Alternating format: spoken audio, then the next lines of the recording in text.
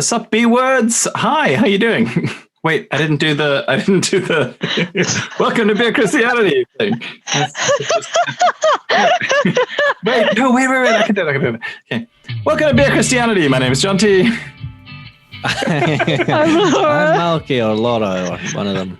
Sup B words. Sup B words.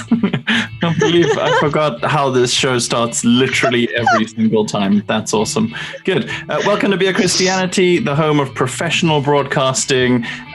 We've got a real amazing episode this time. It's all about Israel-Palestine. If you don't know a lot about it or you find the topic scary and you've always felt like you're a little bit kind of, I don't know, out of the loop in it, this is the one you want to listen to. This is the one you want to share with your friends who maybe have been fed a lot of bullshit about Israel-Palestine over the years. So I'm pretty excited about it. We've got an interview with the esteemed historian Ilan Pappe, and it's going to be grand. What do you think the people should be listening out for in the interview with Professor Pappe? Yeah, no, I found it was really good. I think for anyone who doesn't really have the greatest understanding of the Israel-Palestine conflict, I would definitely say this is a really good place to start. Like, I don't have the biggest understanding of it. Most of my understanding comes from being in Jonty's proximity. So, if you want to hear it from somebody outside of the Christianity, would definitely recommend. And I think the thing that I thought was good, and the thing that I wrote down was the idea of anti-Semitism. No, I said that wrong. Fuck. Anti-Zionism not being anti-Semitism, because I think that is part of the reason why a lot of people are put off from like getting into this discussion and how they're not necessarily the same thing.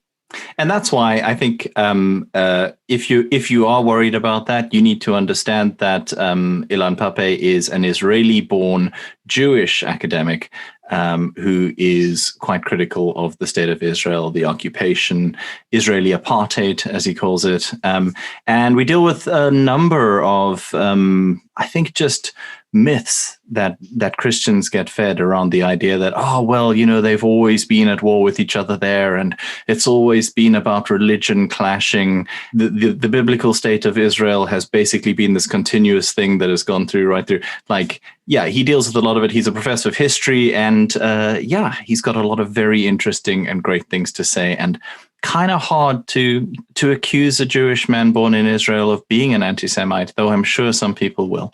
We deal with a lot of that. And right at the end, he reveals a wonderful secret about what he was drinking, which brings me to you guys and what you're drinking. Laura, what you on? I'm on the classic Jack Daniels and Coke in a new glass that was given to me for Christmas, that is not a wine glass, and it's not going to fool everyone into thinking that I'm drinking a fuck off glass of red wine, and it is more acceptable in social situations.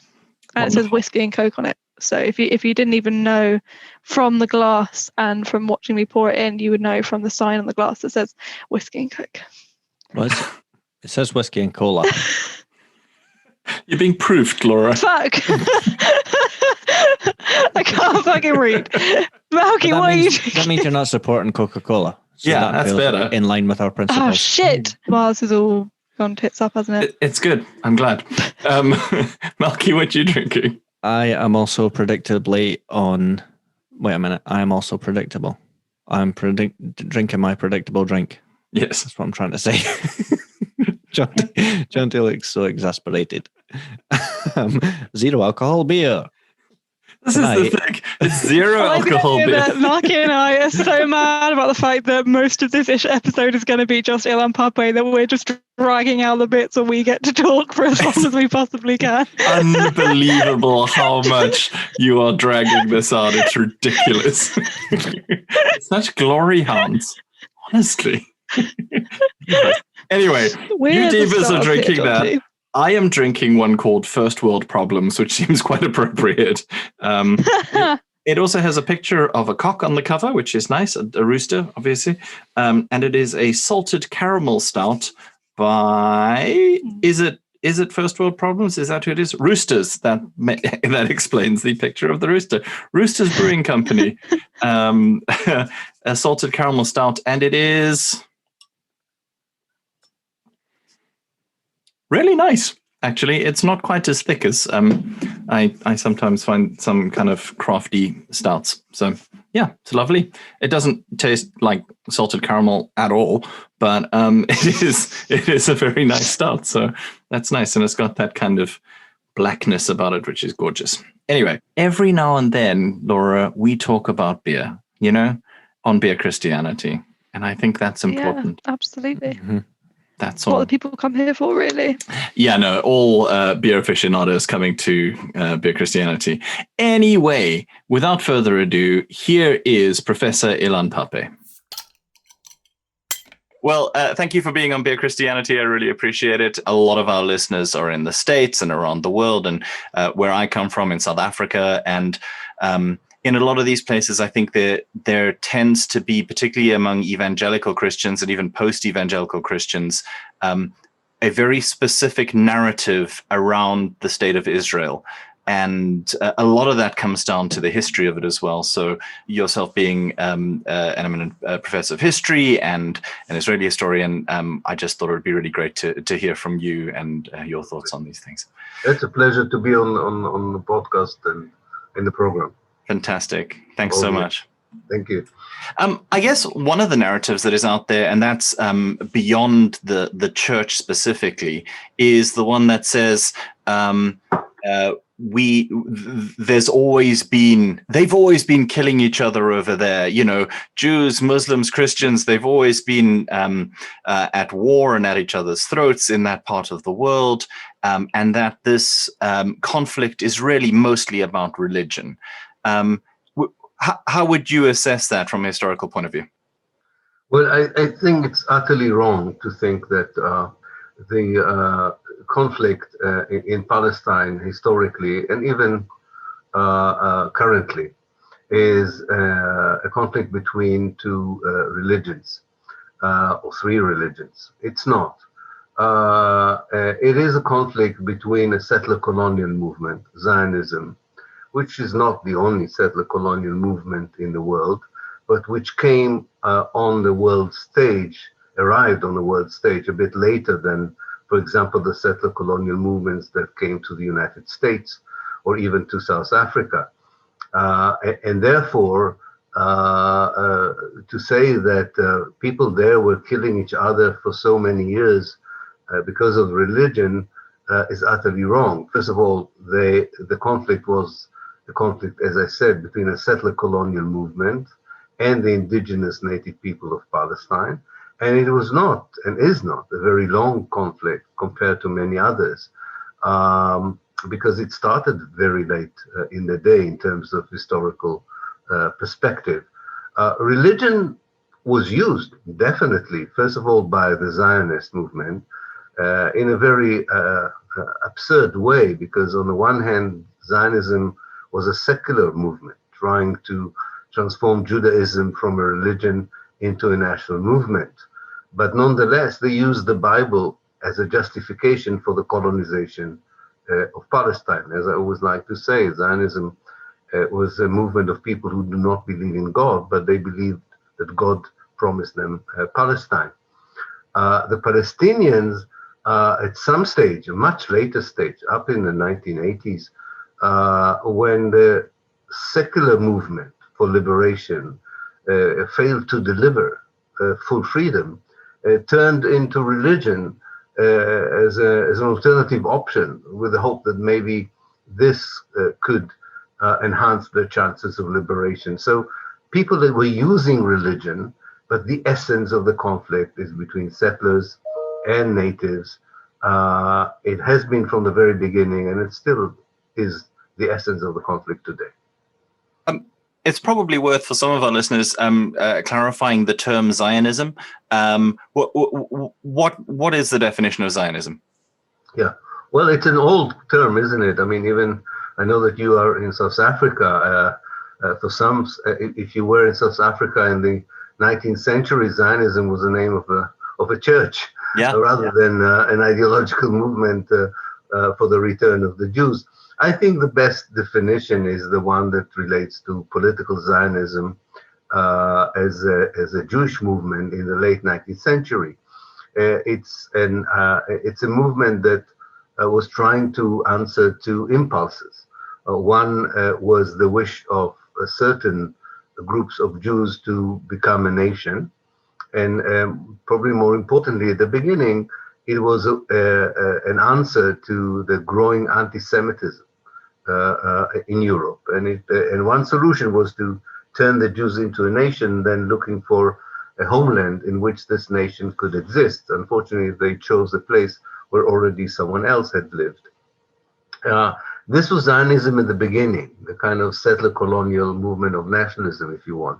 I think over the years and today, Zionism is an ideology that justifies the discrimination against the Palestinians inside Israel, the continued occupation of the West Bank, the continued siege on the Gaza Strip, and the total rejection of the right of the Palestinian refugees to return. So today, unfortunately, it's a racist ideology.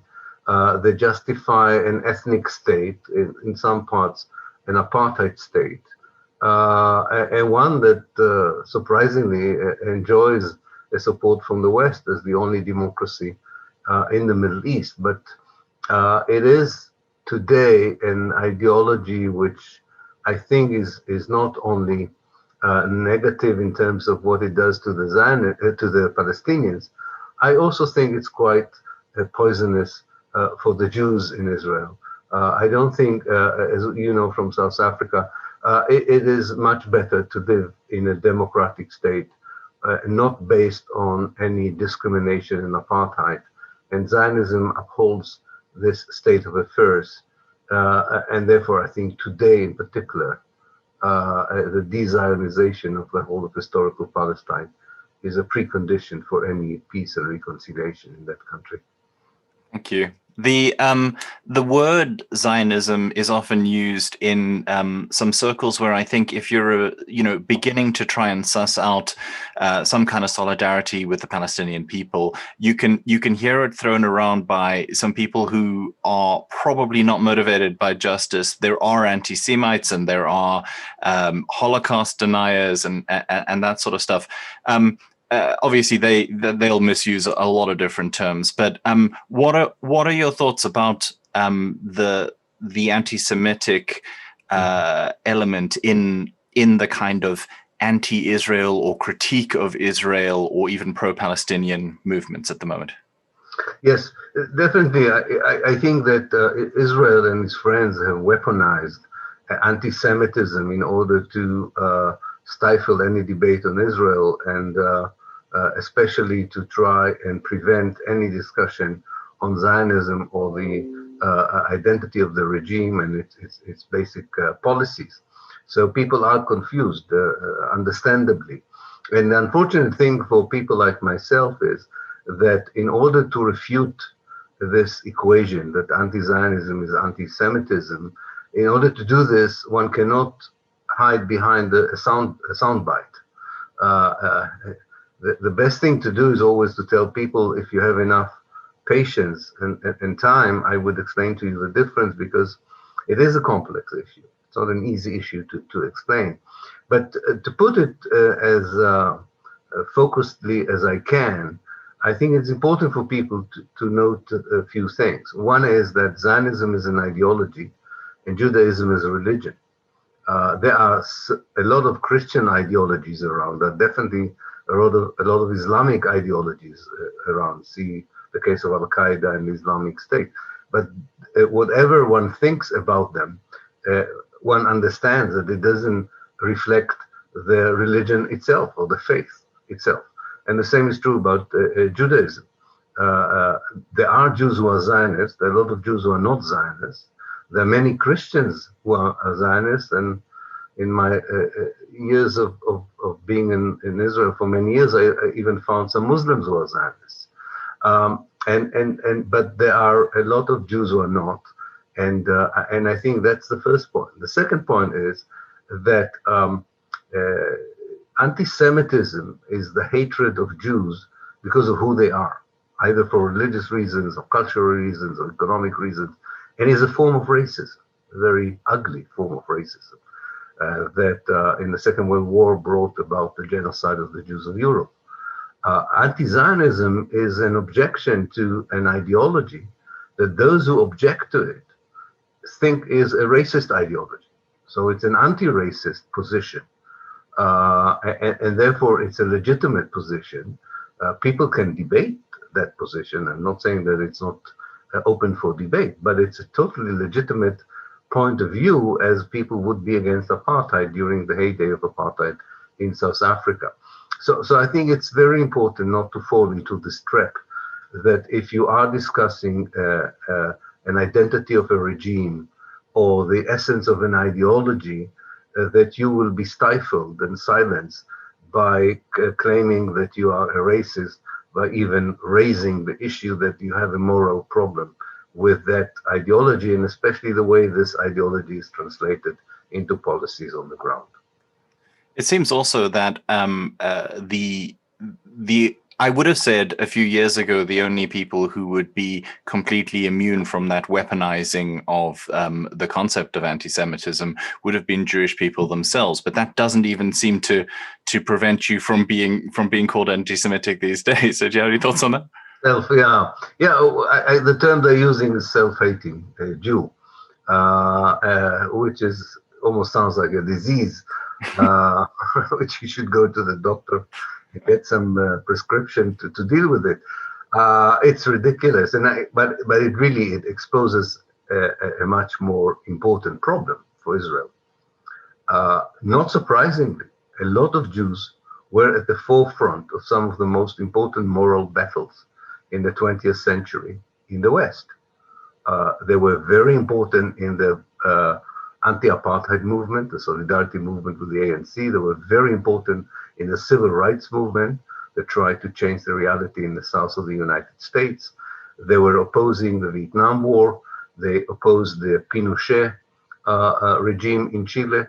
And now these Jews, or the second generation of these Jews, do not exclude Israel just because it's a Jewish state from their critique. It's embarrassing for Israel, I think. And therefore, they try to tarnish their reputation and demonize them by calling them self-hating Jews. Some of these Jews, by the way, for a long while still supported Israel. I think that with time and with the exposure of more and more facts and more research and so on, some of them woke up one day and understood that they were supporting something that was in many ways wrong.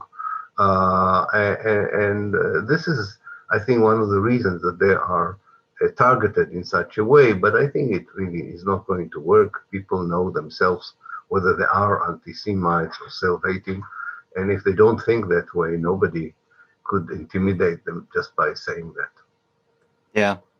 You mentioned the struggle against apartheid. Obviously, an analogy for the way the current state of Israel treats the Palestinian people and has racial classification systems and demarcations of where races can live and that sort of stuff. They've said that this is a form of apartheid. As a historian, do you think that that analogy holds water, and why or why not? Yeah, definitely. I edited a book called The Many Faces of Apartheid, Israel and South Africa. And there were various discussions between people on that. And I think the bottom line is very much something that Desmond Tutu said when he came to historical Palestine. He said that in some parts of Palestine, and he was referring mainly to the occupied West Bank and Gaza Strip, in those parts, he thought the situation was far worse than apartheid. But he also recognized that in some parts inside Israel, there are Palestinians who are citizens of Israel, and they probably live in conditions which are better than those suffered by Africans in apartheid South Africa. But all in all, especially after Israel adopted a nationality law in the summer of 2018, all in all, the basic constitutional structure of the state, the basic ideology of the state, and its basic policies on the ground are a form of apartheid. It doesn't mean that in everything they resemble the apartheid system in South Africa. There are differences. It's less about petty apartheid. I mean, there are no separate benches and toilets and so on, but there are separate roads. In some places, there are a lot of places inside Israel where Palestinians are not allowed to live. There are a lot of land that they're not allowed to buy. So segregation and separation is one of the many means Israel uses openly and admittedly in order to create what it calls a Jewish democratic state. Now, the democratic part of this ambition is the most worrisome one, because they want to be a democracy. They have to make sure that they have the demography. But on the other hand, they want the whole space of historical Palestine. And in the whole space of historical Palestine, there will never be a majority. So this is when they start using ethnic cleansing, enclaving, siege, and so on. So it leads to a lot of, I would say, inhuman policies towards the Palestinians because of this bizarre wish to be both racist and democratic. And I think it's not going to work for a long time. And for the sake of both Jews and Arabs, I think we should look for something much better for everyone concerned. What are some of the things that make life harder for Palestinians, and ways in which they are being treated in an apartheid kind of way? Yeah. Well, you have to separate between probably 4 groups of Palestinians, because there's a matrix of power. And I think it's also partly intentional to say, you know, kind of an old colonial divide and rule system, where you could be a good Palestinian or a Palestinian in a better condition. But let's start with the Gaza Strip. I think their Palestinians live under siege since 2006, that the United Nations predicted that last year was already a year where it really suspected that people would not be sustainable for human life. And given the COVID-19 pandemic, I think the situation is even worse. So Gaza is a huge ghetto that I don't think anything like that happened in South Africa or goes on in the Gaza Strip. This is worse than anything I think people ever experienced in South Africa. In the West Bank, I think the situation is a bit better, of course, but people are daily abused in checkpoints, are imprisoned without trial, including children. People are killed in demonstrations, their houses are being demolished, their lands are being confiscated, and they have a separation wall that does not allow them to go to their businesses and lands in some cases. And there is a current atmosphere, which means that, which is typical to military rule, where the army at any given moment can do whatever it wants with you, your family, and your property. And to this, one can add the vigilantes of the settlers who are doing the same with the army turning a blind eye. The Palestinians inside in Jerusalem are in a bit better position than the West Bank, but still are on daily danger of being West Bankered, if one could put it this way, namely that they would be denied the few rights that they do enjoy as being in East Jerusalem and not in the West Bank. And Israel keeps changing the definition of their neighborhoods and villages and tries to include them in the West Bank, so it won't have to give them any basic rights. The best group, the group that enjoys the best of the rights are the Palestinians inside Israel, who can vote and can be elected and have kind of social and economic mobility on an individual basis, but they have no collective rights, and they would be denied the collective national rights. And as I said before, they live in a place where important sections of the economy, important parts of the land, important parts of the settlements, towns, villages, and neighborhoods are close to them, and they have no space to grow in terms of spatial geographical expansion, and definitely in terms of budgets and infrastructure. They are second-rate citizens by any definition of that term. One of the terms that we hear quite a lot is settlement and settlers. within the state of Israel, within the occupied, not within the state of Israel, in the occupied Palestinian territories. Can you explain the different types of settlers and settlements that exist, and why they're controversial under international law? Yes. After Israel occupied the West Bank and the Gaza Strip in June '67, it had two kind of maps in its mind in order to Judaize, to turn into a Jewish space, much of the West Bank and to a certain extent also the Gaza Strip. Now, there were two kinds of maps, as I said. There was the map of the government, which was strategic, and it decided that it had the international right to take over land in the West Bank and the Gaza Strip, which was not densely inhabited by Palestinians.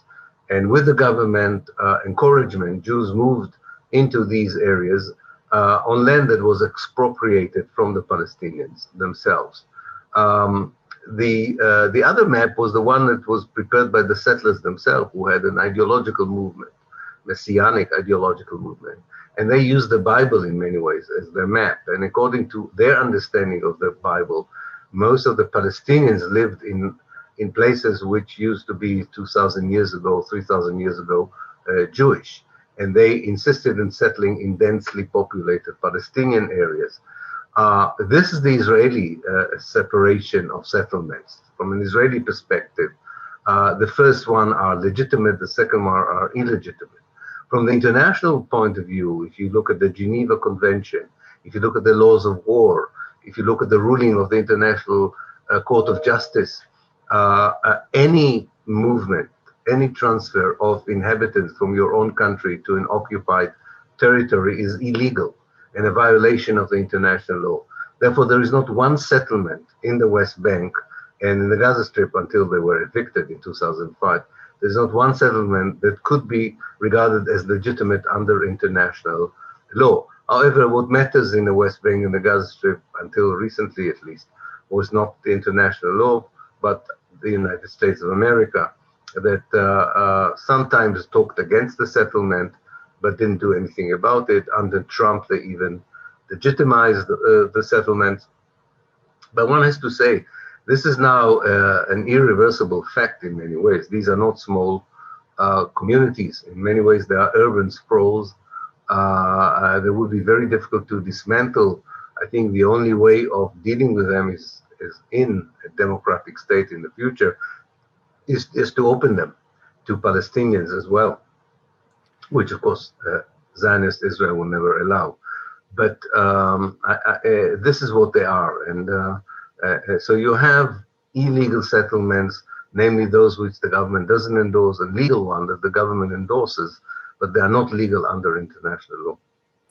And I think that probably raises the question, with that as the fact on the ground, that there are so many settlements and some of them are so established, is there a realistic possibility that you could have two separate states, one of Israel, one of Palestine, one being primarily Jewish, one not, as a hope for the future in terms of peace?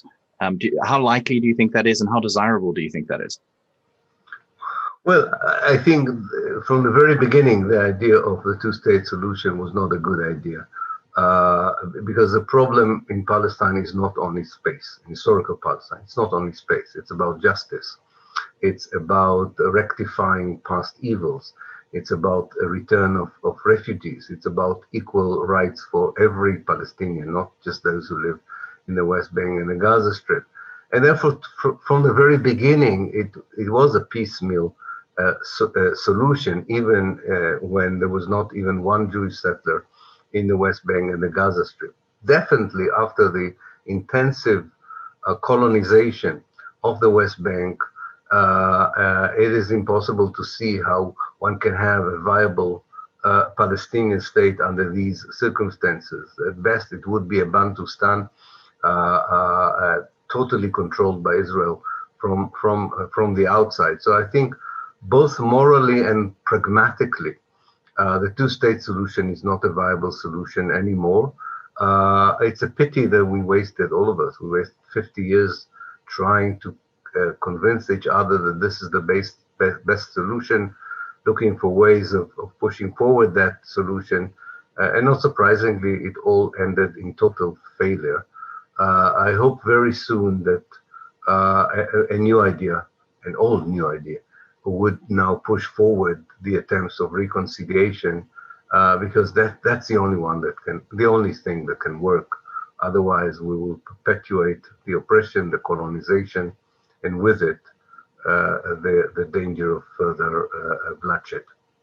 There's a narrative that continues as well that says that I was watching an episode of The West Wing. It was infuriating, and they were talking about, every time the Palestinians get given an opportunity for peace, they just squander it. What's your take on that? Yeah, it's a famous saying by the former Israeli Minister of Foreign Affairs, Abba Eban. I don't think there was ever a genuine offer by Israel for peace.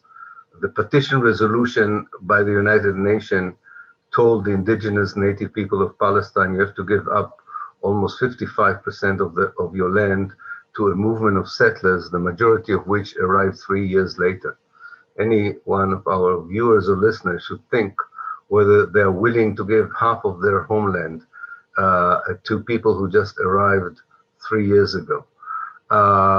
So it was not a genuine offer of peace by the United Nations, and the Palestinians rejected it for obvious reasons. Then came the American kind of peace initiatives up to Oslo in 1993, between 1967 to 1993. They were all an American effort to convince the Palestinians or the Arab world to accept the Israeli version of peace, which meant that they would keep the area not directly, but indirectly, and that the Palestinians at best would live under an autonomy. And this didn't work. So there was not a genuine offer, and the Palestinians didn't miss any opportunity there. Then came the Oslo Accord, where the Palestinians made a huge concession. Publicly, the PLO and Yasser Arafat were willing to give up almost 80% of their homeland for the sake of peace. But the Israelis were unwilling, in those 20% that were left for the Palestinians, to really allow them to have a sovereign state. Instead, they divided and bisected that area, colonized it, continued to Judaize it. So the Palestinians didn't miss any opportunity for peace, because there was never a genuine opportunity for peace. And actually what we need is not peace. What we need is decolonization of a settler colonial project that has been going on for more than a century now. An argument that gets used, that definitely sounds legitimate, but that does get used to distract from that decolonization argument, is the one that Israel has a right to defend itself, which is hard to argue with. But what would you say to that as it is used in the discussion of Palestine?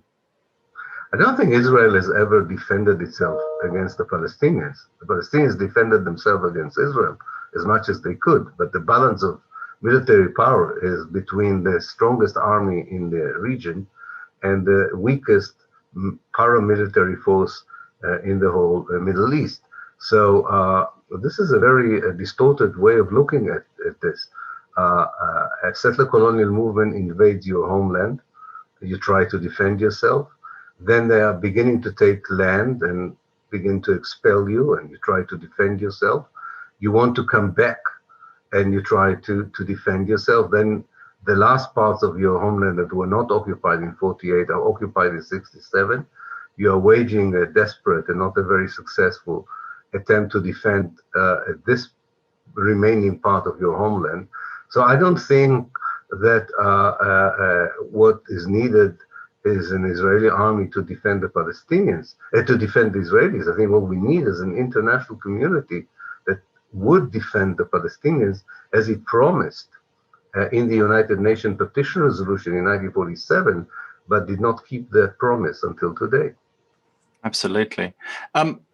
Speaking of the international community, international Christian Zionist movements, how significant have they been in the situation and in propping up injustice?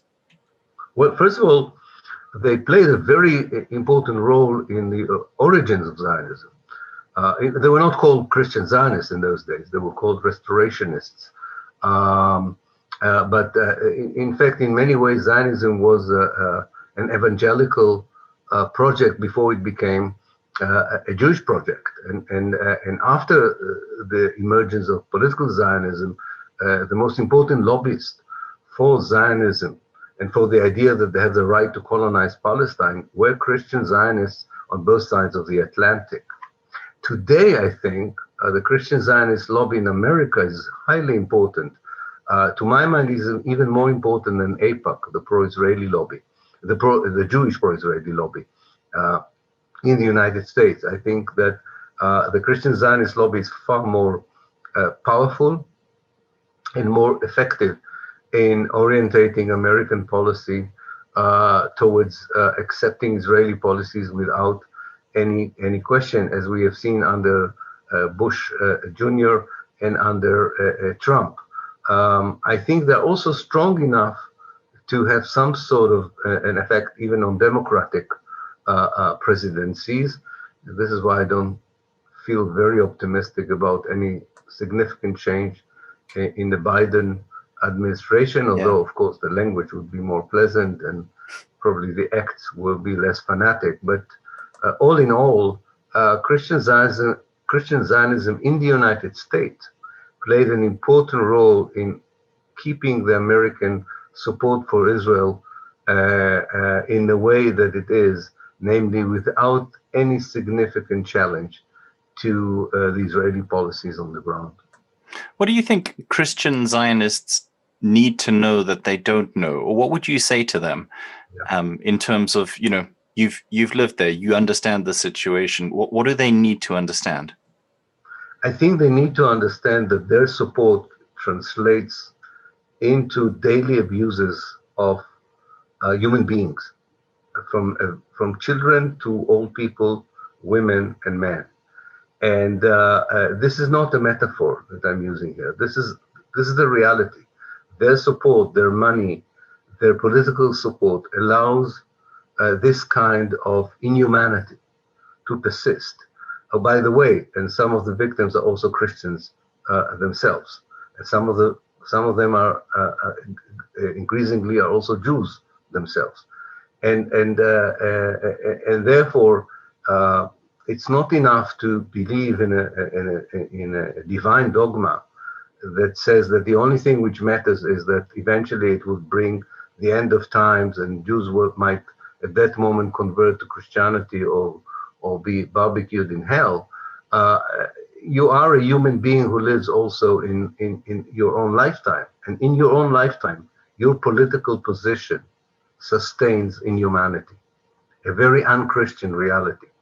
That as a Christian, you should be totally against, regardless of your denominations and regardless of your overall understanding of what Christianity is. It's very hard for Palestinians to understand such a Christian position, I must say.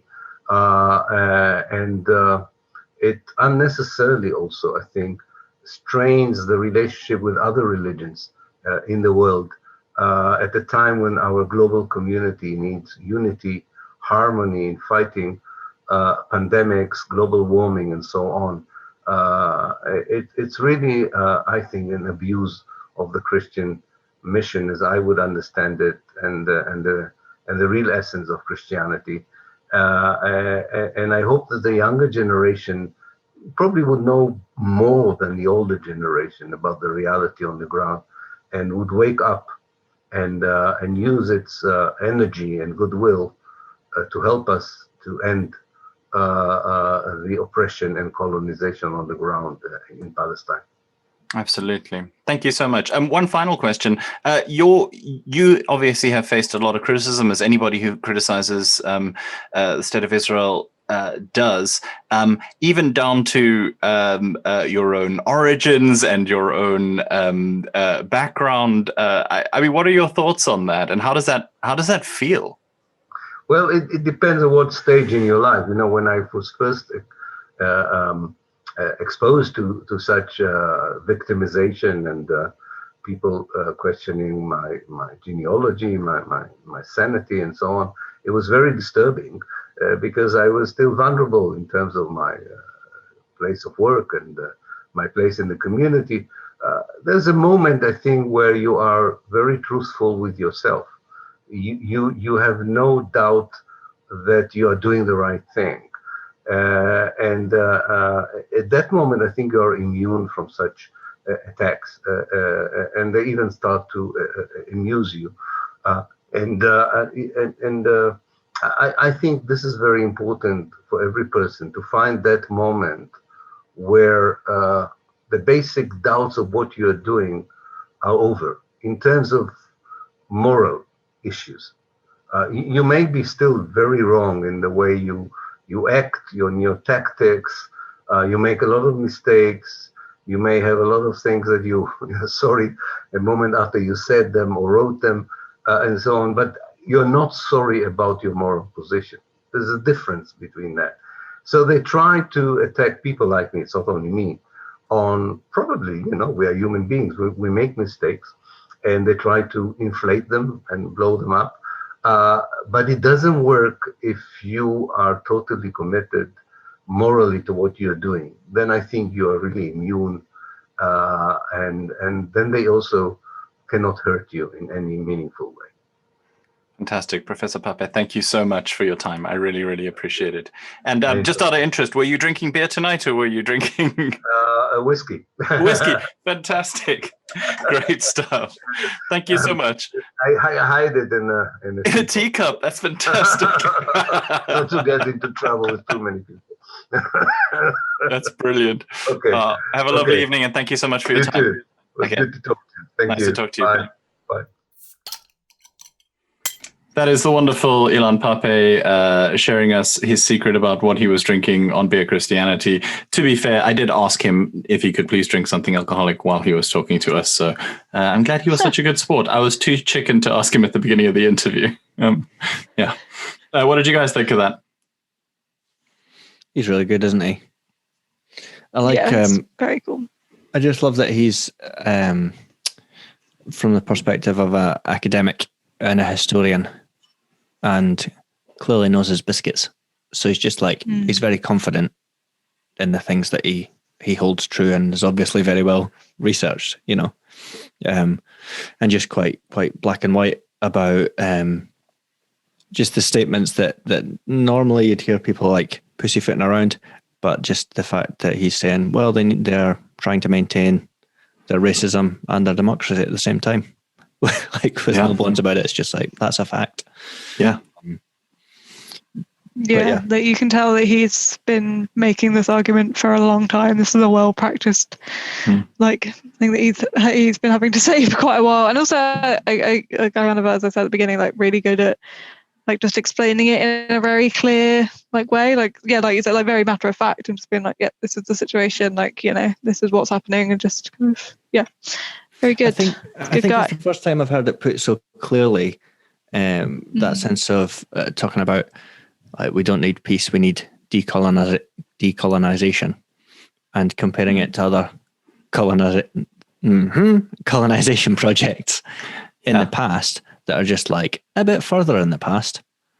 And we think of like, the US, Britain, France, Holland, and those are all bad, but it's way in the past. Yeah. Whereas like this is happening in real time, and kind of just seen as like, oh well, this is a conflict, as opposed to no, it's a colonization project. Yeah. I think this has been a big thing for me as I've kind of grown up in my political understanding, is you start off as a kid who has some kind of idealism and is trying to engage with the world, and you swallow whole that narrative of, well, the most important thing is peace. And as you grow up, you realize that sometimes the call for peace is the call for continued injustice and for a status quo that is not right, and in which some people are being oppressed quite brutally. And when you say peace, what you're saying is nothing changes except they stop fighting back. And I think it's complicated for a Christian of good conscience, as far as I can tell, because you do want there to not be killing and violence. but at the same time, you cannot just simply call for peace. You have to call for just peace, and justice has to be a part of it. Otherwise, there's just no.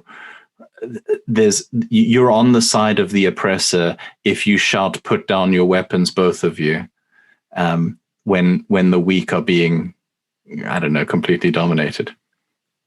Yeah, and even if they were to move to not just put down the weapons, but also have a nice, comfortable two-state solution as things stand, then that's still one party has taken loads and will keep loads from the other party. Yeah. And it's acknowledging that if any of the Palestinian groups were to sign up to that, they'd be making huge concessions. Yeah. And that's just not how it's put on in the mainstream media. No, I mean, you watch episodes of The West Wing, which we think of as, in our nice kind of middle-class liberal way as being, this is the president that you would want. But he parrots entirely the line that Christian Zionists and apologists for the state of Israel put out all the time, which is, they never want, and that's why I actually bring it up in the interview, they never seem to, want the peace deal. Well, it's because the peace deal is always so awful. If you look at a map of the Palestinian territories and the parts of them that are controlled to varying degrees by Israel, it looks like the map of the old South Africa, which had the Bantustans, in it, these tiny little supposedly self-governing areas for Black people where they were assigned arbitrarily and completely carved up with the best land obviously taken for the white settlers. And it's exactly the same process that is happening there, except it's still happening now. And even illegal settlements on Palestinian land that the Israeli government would denounce still get Israeli Defense Force protection. Yeah, that was the thing that, it was the thing of him saying, saying very clearly that it's by anyone's standards, this is very illegal. By everyone's standards, this is illegal that they're doing this. Putting these settlements here, this is illegal, and yet nobody, it's just everyone else is oh yeah, it's fine. Yeah. Nobody's doing anything about it. It's that kind of thing of yeah, this is straight up illegal, very matter of factly, and yet it's still kind of, there's still this constant debate of who's in the right and who's in the wrong, and it's well, this is illegal. Yeah. And I think we're going to be getting flack and letters, I imagine, as one does when one mentions this sort of stuff, from Christian supporters of Israel who tend to be pretty much Israel right or wrong, claiming that it is ridiculous to say apartheid, except an Israeli-born Jewish man is calling it apartheid. And yes, as he says, there's no, whites only drinking fountains or Jewish people only drinking fountains. But there are literally roads that are for Israelis only. When I was in the occupied Palestinian territories trying to get into Bethlehem, our tour bus had to stop and all the Palestinians had to get off it because they had to go through the checkpoint, which is one of the most dehumanizing experiences I've ever encountered. And they said, you can stay on the bus if you like, because you're not Palestinian, so you don't have to go through there. You can just drive straight through in. And this is what people have to go through every morning in order to get to work. It's a separation wall that separates parts of Palestine from Palestine, and you're always at the mercy of sometimes an 18-year-old conscript soldier who's been told for a really long time that all Palestinians want to kill them, and it all shows. I think it's also important that whenever you talk about Israel-Palestine, you also get a lot of people, wanting, and I think I mentioned this in the interview as well, you get a lot of people wanting to support you who are actual anti-Semites, who hate Jewish people, who think there is some kind of Jewish conspiracy to control the world, or Jewish bankers are somehow, I don't know. It's all this kind of, conspiracy theory nonsense. Just want to put it out there really, really clearly. We are not your friends anti-Semites. Yeah. We are not your friends. Racists of any stripe, we are not your friends. If you hate Jewish people, you can very much fuck off. I think that's important to say. This is not something upon which we equivocate and we can agree to disagree. If you have a problem with the race of Jewish people, if you have a problem with, or you think that there's something about Jews or something like that, very clearly from Bare Christianity, with all of our hearts, go fuck yourself. Sorry, I just thought I should probably say that, particularly with the rise. No, that's a valid point. That's a valid and very necessary point. I think we need to make very, very intellectually based. Kindly, there's a kindly fuck off. Yeah, kindly fuck off. I think that's really important to say, especially because it's not a million miles from quote unquote heroes of the Christian faith. I was reading recently about some of the horrific stuff Martin Luther said. Yeah. And not even like it wasn't even a hot mic incident. He wrote a fucking book. Really? The Jews and their lies. Holy shit. Yeah. He's got we should go into another point.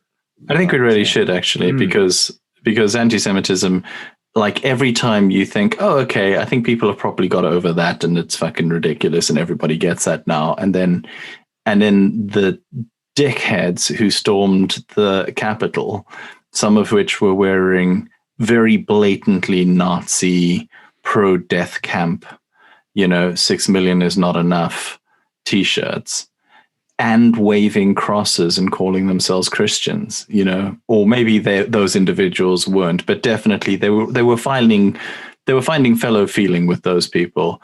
And I think as Christians, we have to denounce that without equivocation. It's not for me so much about, you went into the houses where the government meets. I don't care. It's not special. It's not sacred ground. But the things that you're standing for, I think, need denouncing. If you're pro-fascism of any form, honestly, and definitely if you're pro any kind of, white nationalism, white Christian nationalism. You should listen to the Anti-Flag song, White Christian Nationalist. Great song. Just appalling. But our fear of that should not then give a human, fallible government of the Israeli state carte blanche to do what they do. And it shouldn't make us afraid of finding out that information. Because I guess that's the kind of, I don't know if this is the right term, but the limits of identity politics. Mm-hmm. Where because it's interesting in our Western context, having discussions around race with the Black Lives Matter movement and so on, that you give movements like that the benefit of the doubt. And as a white person, I'd want to give black people the benefit of the doubt and give them a lot of grace and a lot of leeway and understand the wider kind of historic, understand the wider historic oppression, you know. So when thinking about the Jewish people and also the state of Israel, then you've got the backdrop of the Holocaust and just countless horrific stories of what the people suffered. And the anti-Semitism that came before it and that has come after it in a really profound way.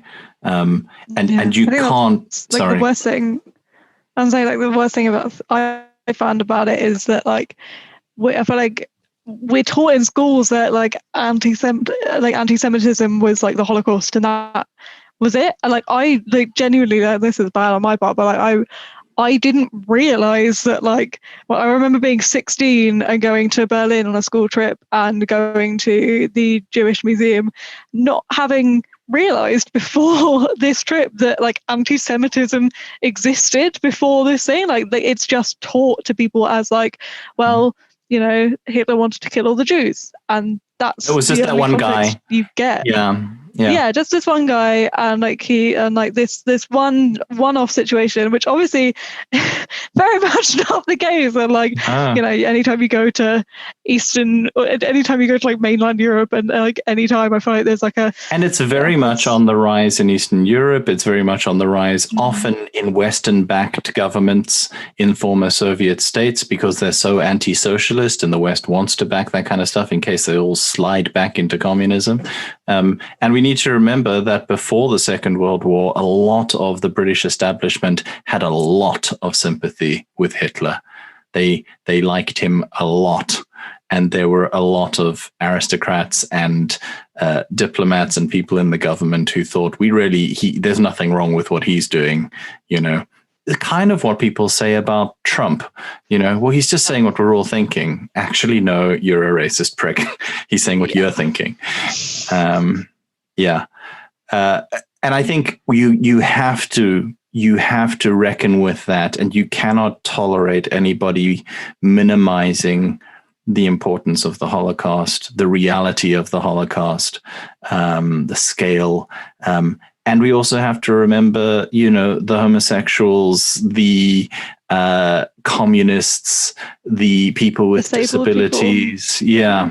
Like all of those people who are also victims, Roma people, black people, anyone non-white, right? Anyone non-Aryan, as a thing. So all of that sort of stuff. And then go, what do we learn from it? And if all we learn is that we need to protect people who are Jewish, rather than we need to protect people from state-sponsored violence based on race, then you have got part of the picture for sure, but you haven't got the whole picture. The whole problem here is racism. Anti-Semitism is a particularly virulent form of it that I think Christians particularly have to reckon with. But the problem here is racism. And that's why the Black Lives Matter movement made such strong pro-Palestinian statements, because if anyone can understand being the victims of police and military violence with state-sanctioned impunity, it is the Palestinian people. As Christians, I mean, I think we're probably out of time. This is probably running a little bit long. As Christians, what do you guys think about like doing some more stuff on the state of Israel? Because we touched on a lot of the history here. We haven't touched on the current politics. We haven't touched on the theology. And I think that was a big sticking point for me, because I was a young Christian Zionist. You guys into hearing more and finding some more people to interview? Yeah, I think the theology is particularly interesting in terms of theological position of Zionism, and I guess he was talking about Jewish Zionism, right, as well as Christian Zionism. Yeah, so Zionism is the philosophy that says we need a physical state for the Jewish people alone, and it needs to be brought about by whatever means necessary, essentially. So in the beginnings, before the actual establishment of the state of Israel, you had Jewish terror groups in Palestine attacking British military convoys, that sort of stuff. I think somebody involved in that became the Prime Minister of Israel. There was a huge terror campaign to clear Palestinians off their land. There's a whole bunch of that sort of stuff happening. But Zionism is not some great Jewish plot. It is a philosophy that says we need a homeland specifically for the Jewish people. But I think looking into how parts of the church have adopted that and promote that, I think is weird and interesting. Just how kind of unquestioningly they would support the current state of Israel, and just again, it seems to be one of those handful of things that, all right, we're not political, but about this handful of subjects we are very political. I was part of a church that was so pro, like, preaching about the poor and about how we need to do better and how we need to change society and all that kind of stuff. But there was a rule: you weren't allowed to preach against Israel in any way from the pulpit. You couldn't be on the preaching team. It's just a weird kind of double standard. When you find out, if you find out the group If Americans Knew do some really good stuff where they talk about, and they're about if Americans knew what was happening in the occupied Palestinian territories. And they do some very good stuff just on what America spends on Israeli military every year, which is an insane amount of money. I was just going to say, a lot of the Old Testament prophets wouldn't be able to preach in your church then. This was my argument exactly, and I don't think he said stop being a smartass, but I believe that was in his heart. To you? Yeah, weird. Strange feedback. Who'd have thought? It's very rare indeed. Yeah, no. If you want to check this out, particularly if you want to check out the voice from within Israel, you should check out, if you want Zionists who think that the state of Israel is behaving badly, so people who believe that the state of Israel it 100% has to exist, and this is a thing that is a necessity for Jewish people to feel safe and all that kind of stuff, which is a perfectly legitimate position to hold. You should check out Rabbis for Human Rights, who do incredible work. I don't think they're all necessarily particularly committed Zionists, but I know the last time I spoke to the head of them back in the day, who was Arik Asherman, he said, I am a Zionist. I make no apology for it. I believe Israel has a right to defend itself, but we are putting ourselves in danger by not respecting the human rights of Palestinians. And they do amazing, very brave work. You should check out Jewish Voice for Peace. You should check out a group called Breaking the Silence, who are ex-Israeli soldiers talking about the things that they personally did in the occupied territories. There's a lot of really good stuff there. And then obviously all the Palestinian groups who you should also definitely be checking out. But I understand that some Christian evangelicals will probably find that a little bit nerve-wracking because, some of it feels a little bit scary because of the stuff that you've been fed for your whole life. So, and I totally understand it. And this is a journey. And what we're trying to do is to just bring some balance to the things that you've already heard. You may have got a lot of your theology from John Hagee or from the Left Behind series, or what's the other apocalyptic fiction, Christian fiction series?